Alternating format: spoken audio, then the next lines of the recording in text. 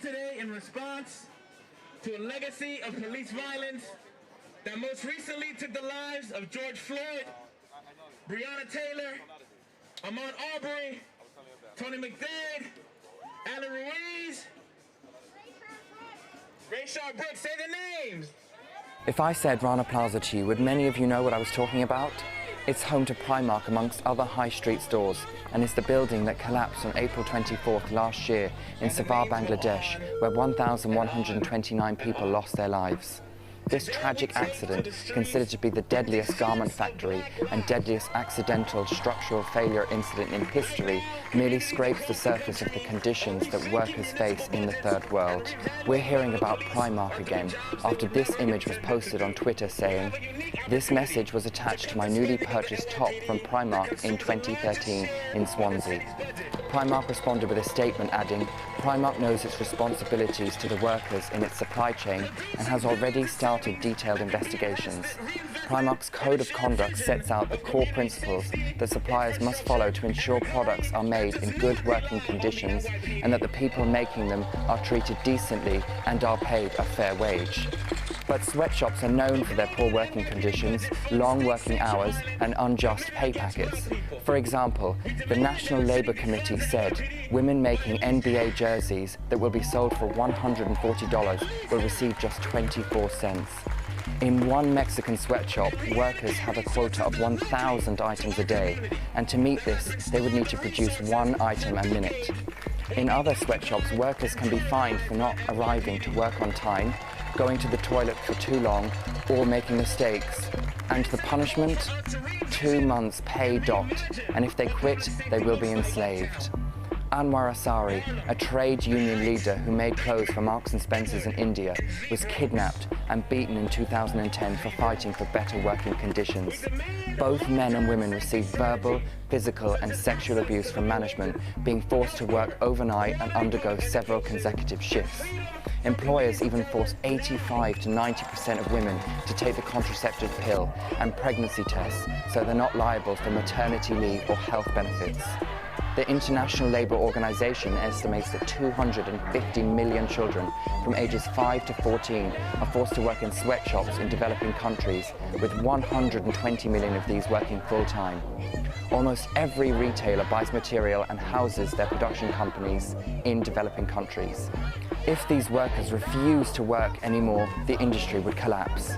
Safeguards need to be put in place, but sometimes closing down sweatshops can do more harm than good, as employees wouldn't be able to provide for their family, find alternative work, and end up starving or losing what little possessions they do have. A quick look on the Walmart website showed that entire school uniforms can be bought for $5, and that includes everything from materials to transport, labor, and storage. It's been reported that Walmart workers have been forced to work 19-hour shifts for as little as $20 a month. While these clothes are cheap for consumers, it's at a cost to other human beings to produce them, and the abuse these men and women get is paid for by the low price that we pay. Walmart pointed out that there were at least 5 other brands and/or retailers using the same factory, and said that it offered to partner with sweat-free communities in addressing Bangladeshi issues.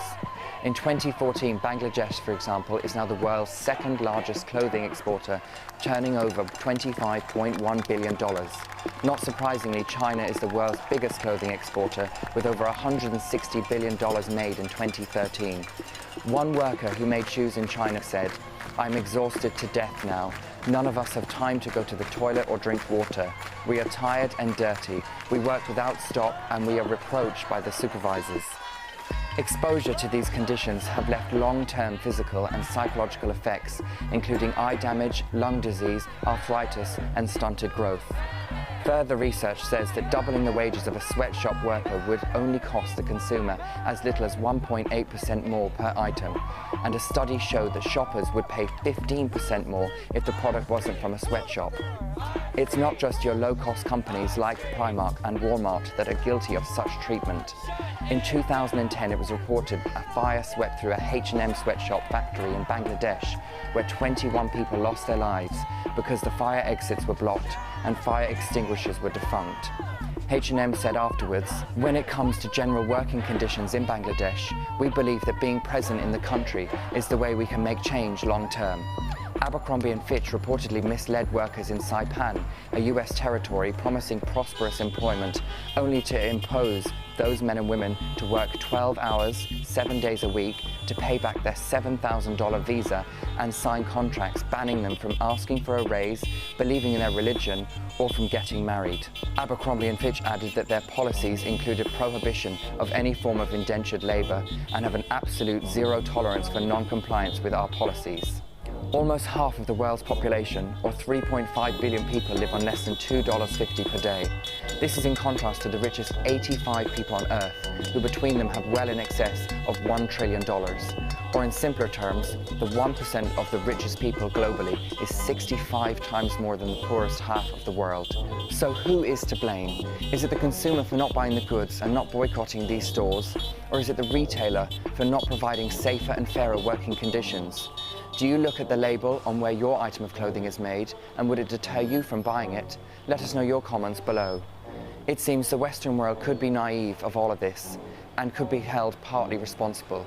The retailer could also be held accountable for continuing to use these manufacturers who perhaps turn a blind eye.